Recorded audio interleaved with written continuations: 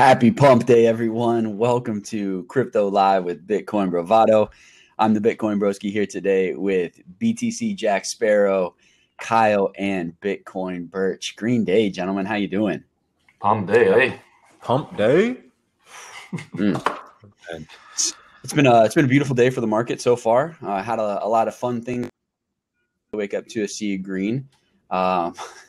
It's always good. I know there's some good news out today too. But what's on your guys' mind? I mean, coming into today, how did that feel this morning? Getting that little refresher. Depends if you're long. Didn't feel as good for me, but I'm currently flat. But I took the ride from 3,200 to 35 on a 2x with a fairly large chunk of my BTC. So that was it was good. But you guys, people are saying oh, it's only like $200-$300 of a move, but we did 25% in the last 3 days, from the bottom to where we actually hit our high now, which is around 3,900 something. It's 25%, people. That's a lot. That's something we would have killed people if that would have happened a year ago. 25% on top of 20,000, it's 5,000. Yeah, that's true. It's very true. A relief rally was due at some point, and it looks like we're getting one. I think that we have a general consensus that this is a relief rally, but it was bound to happen, and there's definitely money to be made off it. So. It's careful though, because we're not there yet, and a lot of longs have closed their positions. I think we had 36,000 longs on Bitfinex. I think we already went down to 25,000, so about 10K contracts closed there, and shorts are piling up again. So let's be conservative. We did 25%. We're probably due for a little retrace before we even can think about moving up. Yeah, it's going to be a retrace into the right shoulder of my meme inverse head and shoulders. It's going to take it back to 10K. That's what it's going to be a retrace too. It's going to be great. We'll take 25K incoming. It's great though, because last Monday we talked about how open interest last time was an indicator for volatility when it's really high, and it also probably shows how much of institutional penetration we might actually see, and kind of turned. For the second time, it showed that it actually did make the market move. So it's a great tool to keep in mind for next time it happens. So, guys, jumping right into it today, Tether is in the news again. Some documents leaked to Bloomberg. I'm actually going to kick this one over to you, Kyle, and that beautiful red sweater you got on, man. I know those of you listening on the podcast, you can't see how good Kyle looks in red, but I'm going to pass this over to Kyle so he can tell us about what's going on with Tether now. Yeah, I appreciate that, Whitney. Really do. But yeah, so anyways, with Tether, right? So what happened was a few bank statements were actually released of Tethers to Bloomberg by someone that was probably close workings with the team. And what those bank statements indicated, it was statements from 4 separate months. And those statements revealed that Tether actually did have the appropriate amount of dollars in their account to back each tether that has been printed on those 4 separate months statements. So it's obviously really positive news for Tether overall, because we all know about the FUD surrounding this specific crypto. And a lot of people have in the past, thought of Tether as potentially going to be the pitfall of crypto, and it's going to be what actually implodes the system, because Tether is this fake crypto that was supposed to be backed by dollars, but there was no dollars. So some of the price action was not organic, and that would mean that all these cryptos are propped up on prices that actually are not where they're supposed to be because of the creation of fake money.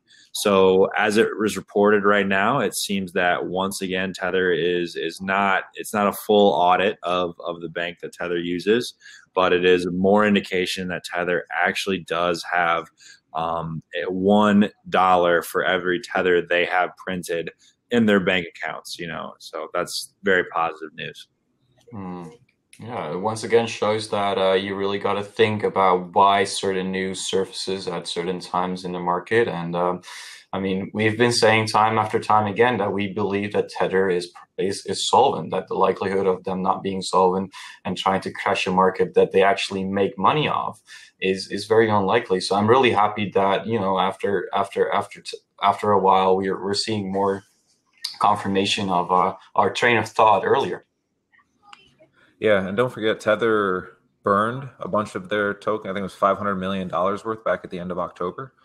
And there was a joint statement from Bitfinex and Tether, also just confirming that they have the backings to support their market cap, but they were taking some Tether off the market. Now we have these additional stable coins that are in place. If you look at the leadership of Bitfinex, Tether, because they share leadership, there's no real reason that I would believe, looking at their resume, that they're not equipped to do this properly. And so, you know, at least from the Bravado side, going back the last 18 months since the beginning of Tether FUD, we've been pretty confident that it's not as big of a deal as people have made it out to seem. And this is just a step in the right direction. And with these additional stable coins that have started to pop up, Tether means a lot less than it used to, and I think we're going to continue to see that. I think each exchange is probably going to continue to, kind of support their own stable coins. So, Yeah. So I just a thought. I mean, we didn't really talk about this before the show, but just listening to you guys talk about this, it kind of brought to my thought the proof of keys. Have you guys heard of the proof of keys initiative that I think it was Trace Mayer put out on Twitter? Where he's encouraging everyone to remove all of the Bitcoin that they have on exchanges on January 3rd. I've not heard that. So in this, I mean, when you're talking about Tether actually being backed by fiat, right? It just brought that to my mind, because essentially what they're trying to have these exchanges prove is that they are holding the Bitcoin for everyone that's on the site, actually. So I don't know the inner workings of it. I just know that kind of the correlation was there. That's something we can talk about on another show, because if that initiative works, I mean, what are your guys' thoughts on that? Actually, I mean, hold on. Let me try and grasp what you're saying. You're saying that there's someone who says, like, hey guys, on January 3rd, everyone should withdraw their Bitcoins from exchanges to actually see whether he's actually asking for a bank run on Bitcoin from the exchange to see whether they have it. That's ridiculous. That's ridiculous. Well, he's not going to fix it. Okay. So I don't know if it's a moot point. You know, it's like in theory, it'd be cool. It's not going to happen. I don't know if it's worth talking about. Okay. All right. Fair enough. Yeah, I see a lot of people that are pushing it. But we know it's not going to happen, right? Like, are you going to do it? I'm not going to do it. No. Right. No. So, I mean, people can push it all they want. Literally 95% of all crypto social media could push it. It's not going to happen. So it's kind of a moot point. In theory, you know, I think that the spirit of what he's trying to do is probably good. It's probably, you know, he's trying to, I think, bring some more validity to the exchanges that we use and try to find out who's playing ball and who's full of shit. I think that but I don't think we need to do that to prove or to speculate even that 90% of these exchanges are, you know, 90% plus wash trading, complete garbage, spoof volume. I already believe that. I already believe that almost all the exchanges in this space are like propped up on bullshit.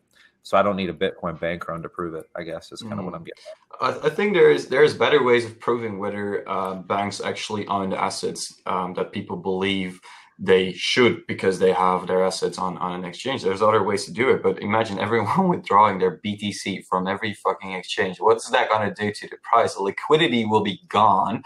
Bitcoin will pump to either zero or pump to, I don't know, 500K, because no one's left to trade it. He's not saying sell all the Bitcoin. He's just saying take it. I know, but if there's no Bitcoin to trade, it's probably very easy to move the price around until everyone comes back and tries to sell their Bitcoin again. So, I mean, you could literally start an initiative and have everyone say, okay, I have this much Bitcoin on that exchange, and then check the cold wallets and the hot wallets and just add it up. Here's what we'll do. I'm going to do a little bit more digging on this. I want to get into a little bit more research, and I'll bring it up on Friday. give you guys some time to look into it a little bit, and we can determine whether it is total bullshit or whatnot. Moving on from that, there's some big news yesterday on Forbes. Forbes actually reported that Medici Ventures completed a $3.6 million security token transfer using the, wait for it, Ravencoin blockchain. No. 32 episodes and 31 mentions of Ravencoin. That's it. You guys are welcome. No, but honestly, aside from that, I think that this is very important. Everyone has been saying, whether it's PAMP or institutions or whoever, everyone has been saying that 2019 is the year of the STOs. And the coolest thing for me was seeing an equity transfer happen instantly. I mean, he live streamed the transfer of the tokens, which is just a token transfer. But when you think about it, the fiat was received, they sent that the equity shares over, and it was done quick. Mm-hmm. I just don't see how this doesn't take a massive hold of the way that business is done moving forward. I don't know. I've never went through a raise. I've never been a part of an equity exchange in any way. So, you guys with your experience, how complicated of a process is that now? And could a security token offering actually alleviate a ton of unnecessary cost, legal expenses, et cetera? Shitload. I don't know if it alleviates legal expenses or costs. I can almost guarantee you doing an STO is more cost prohibitive than doing an ICO.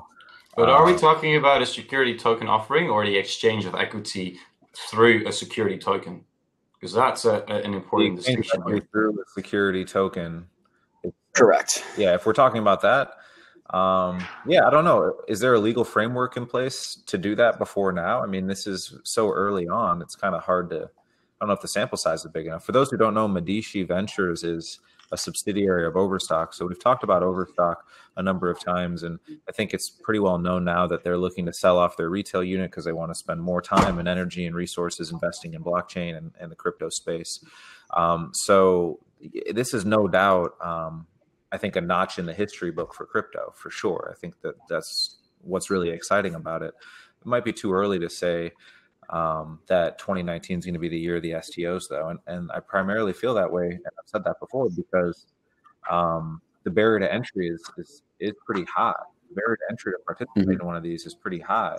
So that's like saying 2019 is going to be the year of the seed rounds for startups. It's like, well, probably not, actually. Silicon Valley startups have been raising less and less money for the last couple of years, and the boom was really, about 5 years ago. And no one on this live stream or podcast are investing in venture capital deals in Silicon Valley or San Francisco because the barrier to entry is so high. So is an STO going to find its way into crowdfunding? Because we know that Kickstarter and GoFundMe and crowdfunding, there's even some crowdfunding websites now that actually do allow you to buy equity in companies in small quantities. I should have been prepared with the name of it. So this is something that exists outside of crypto, basically an equity offering in a crowd-funded manner. But the barrier to entry is pretty high in crypto right now. And I think that the volume on so many of these coins is so low, it doesn't take much retail interest to make some massive price movement. Well, if we're talking about equity transfers, I think that blockchain and smart contracts can really play an important role in the future to automate and certain aspects of it, regulatory aspects, and registering who owns what. Currently, if I want to transfer equity of my own company to someone else, and my equity is not trading on any exchange, I have to go to not an accountant, but like I forgot the name, but notary, and have the notary pull up all kinds of legal paperwork, blah, blah, blah, blah, blah. Everyone needs to sign it. It takes a lot of time, costs a lot of money. And part of that could probably be automated, and it would probably be a lot safer, cheaper, faster. So I do think there's going to be in the future, there's going to be a digitalized system of the analog world. The question remains, how are regulators going to let it happen? Are regulators going to try and stop it and then see how it evolves, or are regulators going to let it happen and then step in? I think that's really, really difficult to answer. Yeah, I mean, I think this is definitely just another interesting development in the space, and it's why the blockchain is ultimately going to be so important in the future. I don't know how much I'm a fan of STOs, because I think it kind of gets away from the distributed, decentralized nature of investing that ICOs kind of pioneered. But I do understand that STOs are, maybe a meet me in the middle type situation where people can use blockchain and equity transfers, but still be in cohesion with the guidelines put down by the SEC. So I think it's a really big step, obviously, for the space, because it shows another way that blockchain as a ledger can be utilized to allow equity transfers to be something that can take place on a multitude of different levels. And this is probably the first one. Like the article said, is, equity is oftentimes it's only publicly traded in the United States, or has to be publicly traded. And to do so, you have to be listed by an exchange that's endorsed by the SEC. And that can be very difficult for a lot of companies to do, especially like smaller companies. So an STO is really an option for a lot of investors to get access to equity in smaller ventures that they may not have been able to do so before. So definitely a big step for the space and blockchain. It could potentially also open up to an entire new class of investors, accredited investors, people who don't necessarily have access to banks and whatever. They could potentially start to participate in these transfers and offerings, and that's probably a lot of money that these fund managers, owners, CEOs, whatever businesses could be interested in. The site that I'm thinking of is Seed Invest. So I couldn't think of it before, just looked it up. It's Seed Invest. And so for those who don't know, seedinvest.com is essentially a website that allows you to, like, their main value prop is invest in highly vetted startups. It's basically a crowdfunding website, investments as little as $500, accredited and non-accredited offers, different types of equity. They have over 250,000 people registered for their site, and over $100 million has been invested in over 150 different startups. They're partnered with every major capital firm, so featured on all kinds of different places. So my point is, these types of the idea of equity crowdfunding is here. It's already something that's being done legally in the non-crypto space. So yeah, tokenizing that is going to be interesting, right? So, if Seed Invest decides to do an STO for themselves, I'd be highly interested in participating in that marketplace. The difference here, though, that I see is that when you invest through Seed Invest and you participate in a crowd fund or a crowd raise or what have you to get equity in a startup, there's no liquidity on that equity until there's an exit event, right? So you're still putting yourself at risk in this new digital age with STOs. Ideally, I don't know, because I haven't participated in an STO yet, but ideally you're getting tokens that you're going to be able to trade those long before the company has an exit event, right? Long before they're bought, or they're revenue positive and doing dividend payouts, or they go public or whatever. So that's the main pull. And so if there's $100 million worth of investor and 250,000 investors just using this one Silicon Valley startup that most people don't know about, I would venture to guess all of those people would be interested in STOs, because they can do the same thing, invest in even more highly speculative startups, certainly less vetted, but have liquidity options early in the process. So it remains to be seen if this is a 2020 thing or later, if this is this year. I've said that before. I think exchange offerings, IEOs, we talked about a couple episodes ago, I think you'll see some of that. I think you're going to see more tokens that did ICOs in early 2018, late 2017. I think you're going to see more of them file Reg Ds and flip-flop, and basically say, hey, I know we did an ICO, but now we're going to do an STO, and we're going to do some tomfoolery. I've already heard through the grapevine of some companies doing that I just won't mention right now, because I'm just not sure if it's public or not information. But yeah, so it remains to be seen. It definitely remains to be seen. I'm not that bullish on STOs in 2019. You know what I'm bullish on, or hopefully what I wish that's going to happen next year is the revival of the decentralized autonomous organization, or in short DAO but like a kind of revival as a 2.0 where you're able to decentralize, create funds and manage funds with other people, invest in certain things that you agree on, and by doing so create value in this fund and then make a profit out of it. So you kind of create this connection between the the stock market and using blockchain and crypto to make money on both ends. I'm really excited because there's a few projects that are really working hard on making this happen. I really hope they're going to take off in 2019 because they're getting there. Polymath, Swarm Fund, probably Ravencoin in a certain extent could be a platform that you can build such a thing on. Someone just asked in the comments, do you think that this could be negative for startups, for companies? Yeah. Being that there's a lot of benefits for a startup, and I can actually speak to this a little bit as an entrepreneur who is going through the process of a seed round and like raising money. And I couldn't imagine having to worry about the performance of my company on the public market as an entrepreneur trying to launch a new startup with some fresh capital. So he said, I think there's a lot of benefits for a startup not having to worry about the open market's reaction to their decisions because it's too early, right? Uber, if people were trading Uber token early in Uber's process, I don't know how much liquidity they would have been hold on to. They went through a lot of FUD, right? They had a lot of bullshit that went on, and they certainly don't make any money. They haven't ever made any money. I don't know how the American system works, but here in Europe, or at least in where I live, I can also privately trade any equity I have. So by doing so, I can let people in my company, give me funds like you're doing, basically just a seed round without being publicly traded on any exchange. Right. So if these STOs have no liquidity, if they're not tradable, they probably do less damage to the company, but then there's less incentive for me why would I do that when I can go and invest in actually a vetted startup that has venture capitalists behind it, and I can just go through seed invest and get real equity in a real company. The only reason I want an STO is for liquidity. Micro seeding.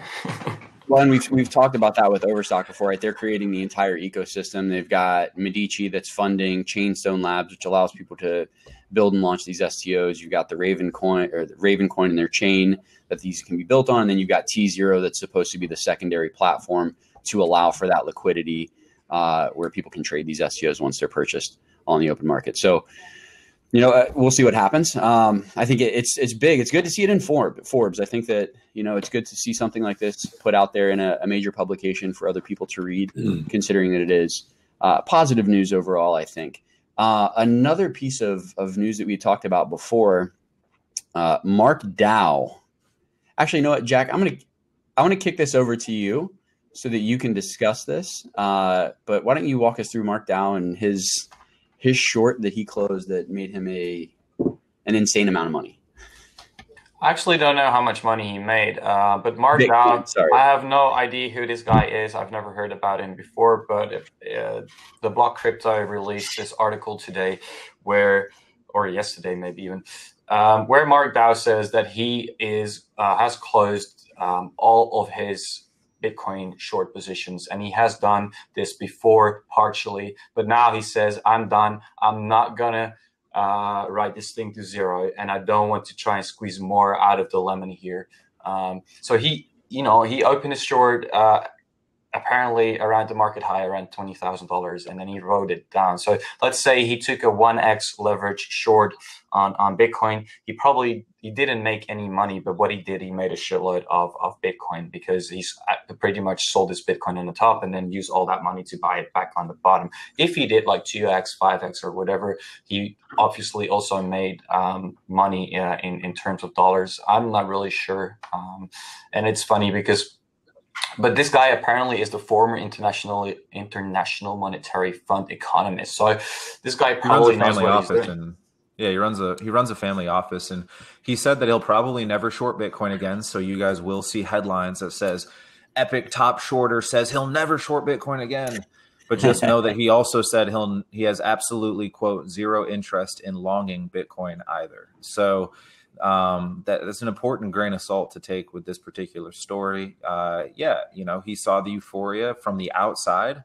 I was talking to strangers at bars in December that we're in Chicago and we're in the financial district. So a lot of people who in December had their opinions. And I remember speaking to a couple of cocky traders who were telling me in December, he's like, I'm going to short Bitcoin to $2,000. So a lot of people on the outside who saw a lot of other people get rich were itching to short Bitcoin. And some of them put their money where their mouth was, and good for them, especially if they shorted at that price. But it doesn't really mean anything to me that this guy now closed his short. Like, I closed my short if I was up 6,000% also. I probably would have closed it at 6K when it moved sideways for 2 months. Right. And so, cool. Good trade on his part, but it's not like this guy is heavy into crypto or anything like that. Well, I believe that he can say as much as he wants. He is not interested in longing Bitcoin, but I mean, that's a pretty stupid statement, actually. If you're not interested into longing Bitcoin, you might not be interested in longing it now, but for sure, if you see a market to start trending, why wouldn't you not short it? Especially if you know how volatile and how early to the game Bitcoin is at its current state. I mean, if you made so much money writing that thing down, why not risk at least 10% of that money on the way up back again? I mean, I would. Well, maybe he just put so much in and got so much out that he's not going to be longing anything anymore. Maybe he's retired to a tropical island. He's no longer trading anything, and he's just throwing it up and enjoying the money that he just made this past year. But moving on to more relevant information news, guys, let's talk about Bitcoin. Price analysis, what's going on? Obviously, market's going up.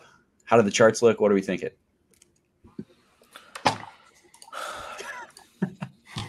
God bless. Hold on. We're going to pull them up. Pull them up. All I know is that we're not switching to a cooking show anytime soon for those who have been tuning in along the way. And while Jack pulls that up, quick shout out to those listening on Spotify and iTunes. Please do not forget to leave a review on iTunes. We'd appreciate it. But if you are here with us on YouTube, give it a thumbs up, hit that subscribe button, and click that little bell for notifications. Yeah. What do we got? Well, let's start with the weekly. The weekly candles of Bitcoin actually saw kind of like some kind of bullish engulfment on the weekly, which is something we haven't seen for a while. In fact, the last time that we had a bullish engulfing candle, I can't really spot one here that easily. So it is a very bullish weekly candle depending on where we close. But if we close anywhere this week above $3,526,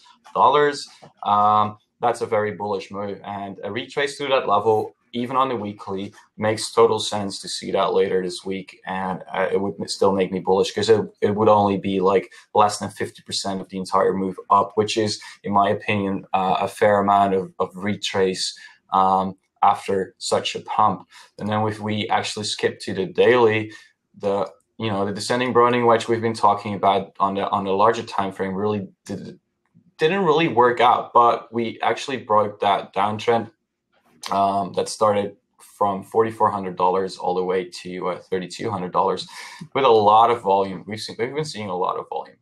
So I'm bullish on that. Currently, our resistance is at like $3,800, $3,900, and I would not be surprised, guys, if we actually see a little bit of a retrace to happen. If we look at the 4-hour, it's beautiful to see how this descending broadening wedge on the smaller time frames actually, the third touch, okay, you actually went under it a slight bit, like $80, but the target of that descending broadening wedge is $4,200, perhaps even higher. And if we actually get there, I mean, this is super subjective, and we've discussed this potential if we actually get there in first Head and Shoulders. But I always like to prepare myself for these potential opportunities, and so what am I doing? So yeah, I think Bitcoin is going to cool down a little bit, and I really want to buy into Bitcoin if we make a little bit of a retrace to the 3,500 level. I think that's a very fair 3,600 is a very fair place to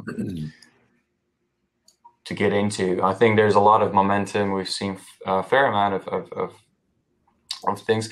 What I really want to show you guys, though, is that we have to be careful right now. Shorts in the last 24 hours have been piling again, and the amount of longs that were open have decreased a fair bit. I think the longs decreased like 28%, so that's a lot, and shorts are going up 10%. So usually when you see that happen, you can actually expect a bit of a downside to Bitcoin.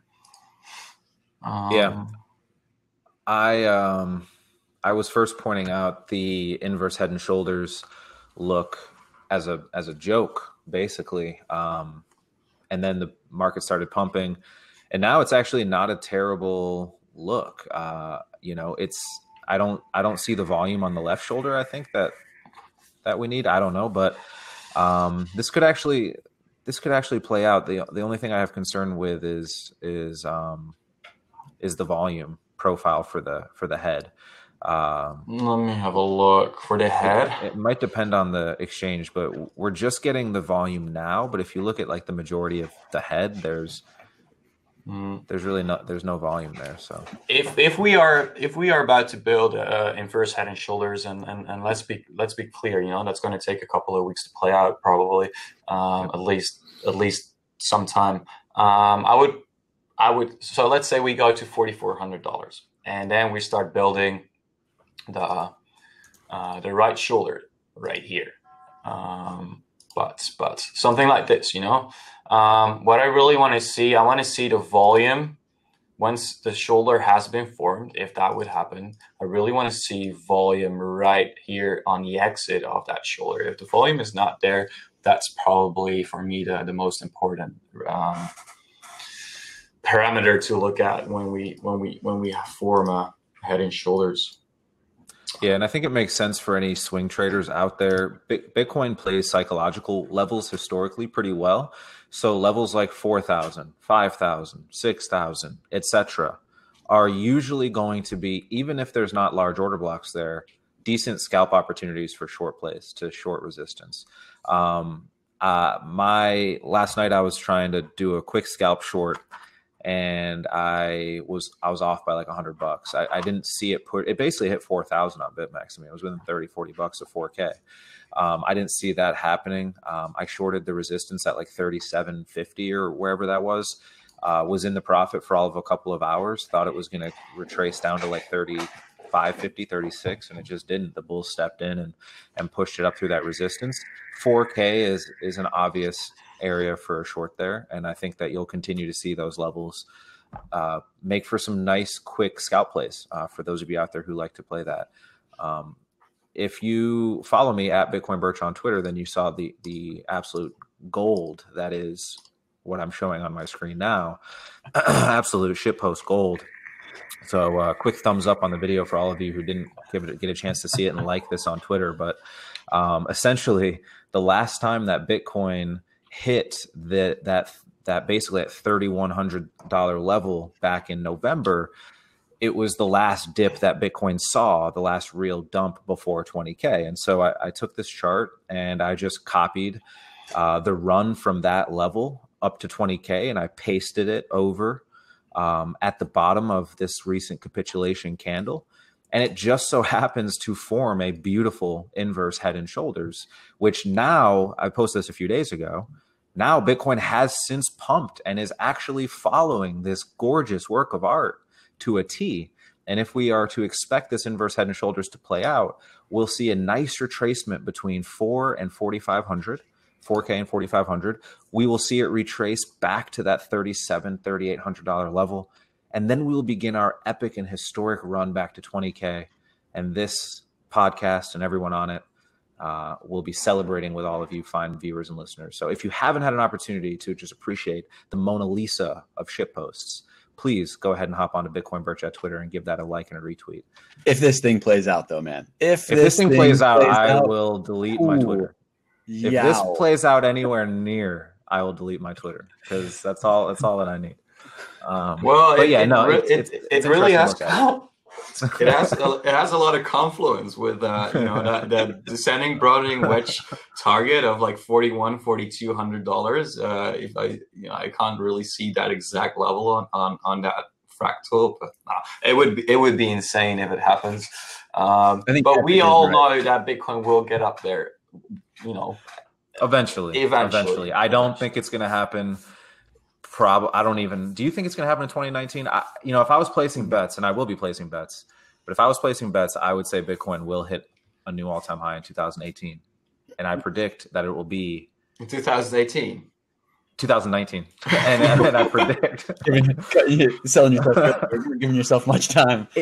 In the next 9 days. No, I predict it will hit. I predict it'll hit a new all-time high in Q3 of 2019. You heard it here first. But also, rewind back 5 or 6 episodes. Don't forget, Crypto Live with Bitcoin Bravado was adamant that 1K, in particular me, I was adamant that 1K, $1,700, $2,000 Bitcoin was never going to happen. And that's when we put it out there that we would cancel the podcast if we drop below 3K. And what happened? Bitcoin pumped because no one wants to see the podcast get canceled. So I do appreciate the love and support, y'all. I mean, no, we're not flipping bullish though, right? We're not flipping. We're not all in, right? Let's make that clear to our listeners and our viewers right now. This is not. I think we're. Go ahead and run through this here. Yeah, because this is an interesting chart. I've shared it on Twitter and a few times probably on the podcast, the live stream. If we would assume that the current breakdown of Bitcoin was comparable to what happened in October 2014. It would kind of suggest that Bitcoin kind of runs back into the support level of 5.5 or 6K. And usually when you actually run into a support resistance that flip, the first time you will visit it, especially if it's been a very strong support for a long time, it will be resistant. So I would not be surprised to actually see us running to like 5.5K.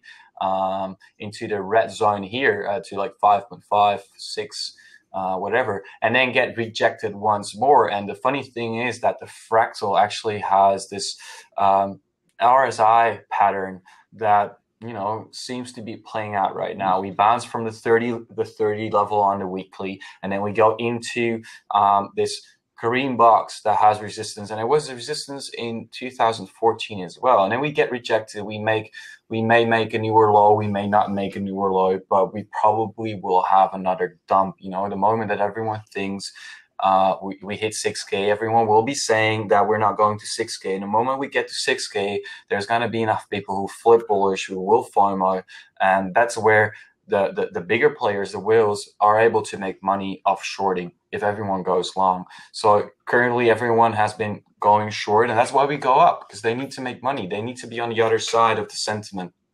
So they've been, you always try to counter-trade these people. So if we follow this fractal, I would say anywhere between Q3, Q4, 2019, we could probably actually get back to our breakout level of 6,000. It's a bit stupid. So I'm not really sure whether we're going to see a 2019 all-time high. I think it's going to start happening after the Bitcoin halving, maybe slightly before it, and that's 2020 May. So that's such a beautiful chart.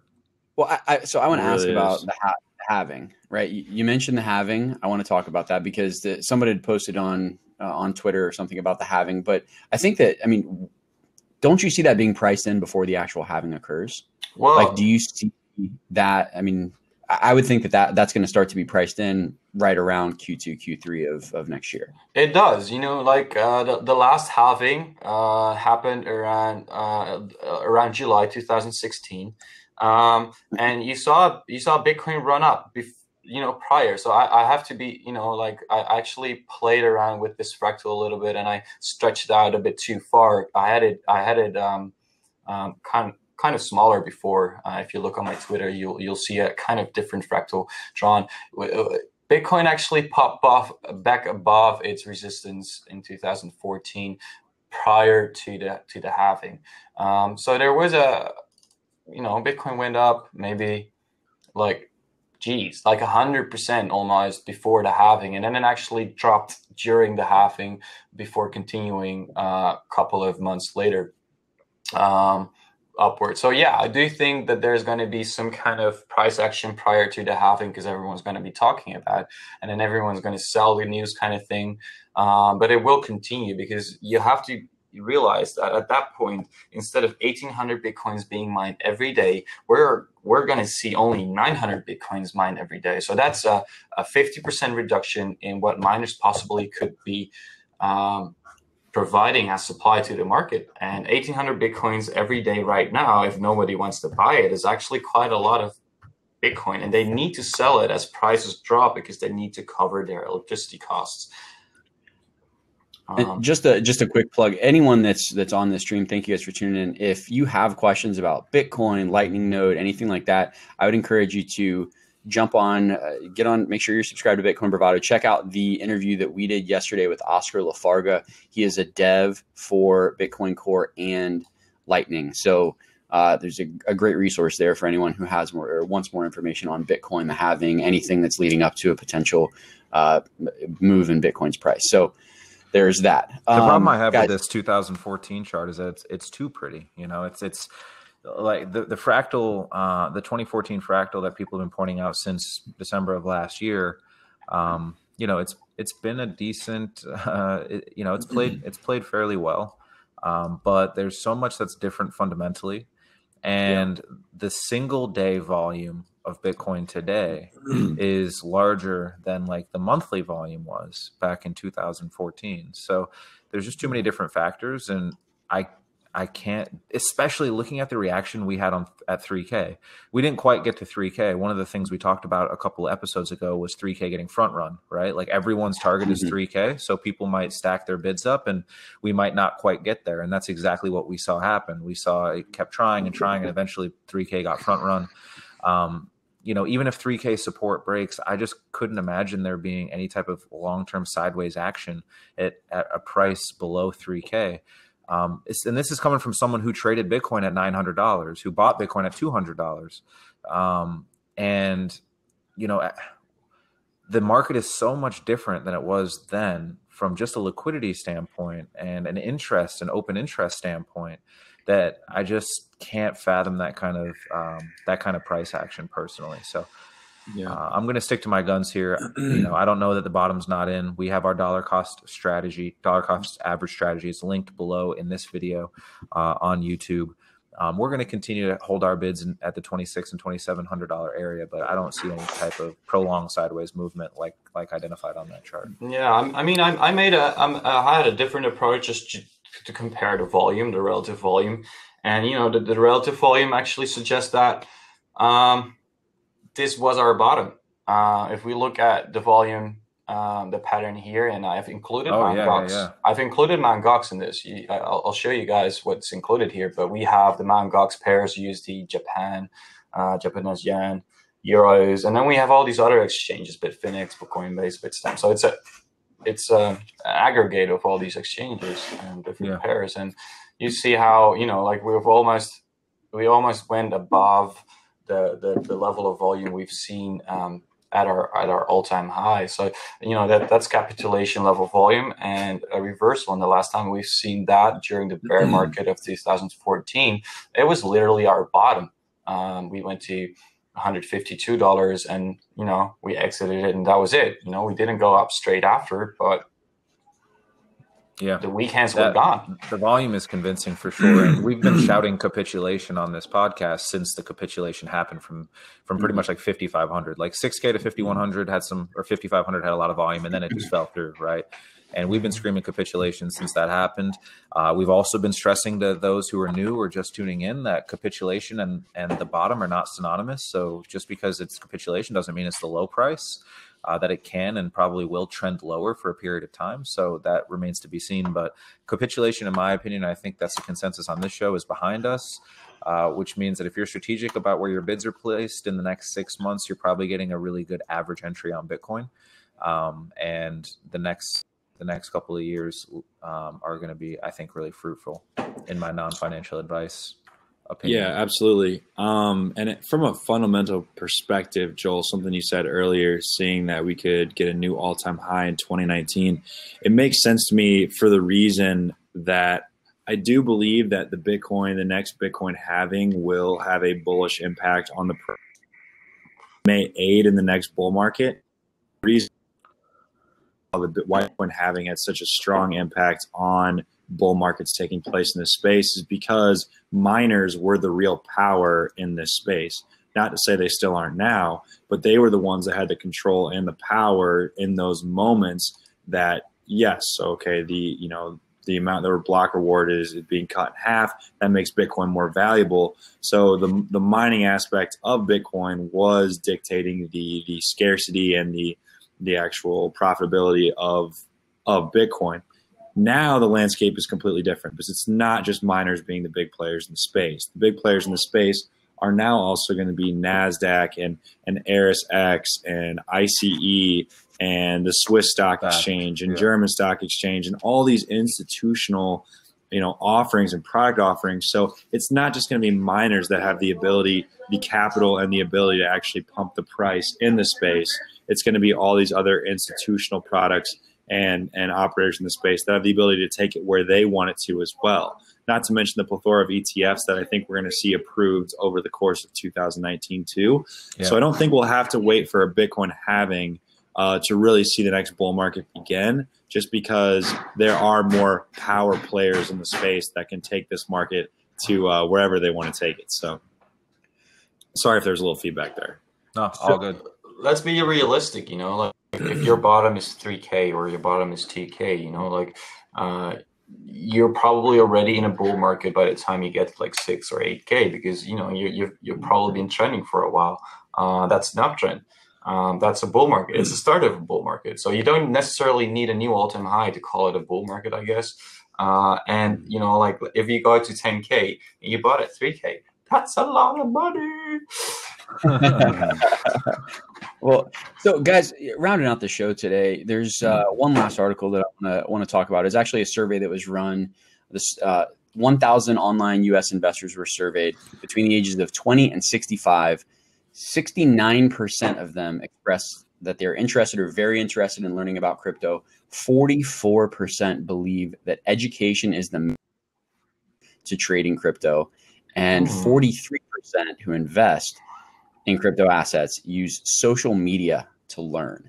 So it's a few stats to process. What are your guys' thoughts on right now, how people who maybe you're new to the market, maybe you've been trading a while, how should they be spending their time getting educated currently? Education's always been the biggest issue. That's why we started Bitcoin Bravado in the middle of 2017, after spending a couple years in the space and realizing it was very hard to meet smart people, to get good information, to learn anything. Buying Supo Man's course is a freaking joke. It's a freaking joke. ICOs will make you millionaires, kids. Yeah. 9 to 5 people are becoming overnight millionaires. Like, these marketing schemes are completely shit. Bravado's private community is larger than any other community in the space, and never once have we claimed that 9 to 5ers are being turned into overnight millionaires, or that ICOs are going to make you rich, or any of those things, because you don't have to. The people who are coming to the space for the right reasons are trying to be educated. So I think it's great to see that people who aren't in crypto are saying that, like, they want more education, and that's a big part of our mission for the next 18 months to 24 months as an organization. Not most people shouldn't be traders. Most people won't like trading. They might think they want to be a crypto trader. Even if they have the right education, they won't enjoy it. And if you don't have good risk management, you could be right 80% of the time and lose money. If you have the right risk management, you can be wrong 60% of the time and make money. In fact, we saw that as a group in September. I think as a group, we lost 56% of our trades and made 240% ROI. So that's a risk management play. So I think it's really important. And so that's going to be a huge focus for us is actually educating people on how to evaluate these organizations and these startups, how to keep themselves safe, right? How do you protect your crypto? How do you protect yourself? How do you protect your data? How do you tap into blockchain and use it in your day-to-day life?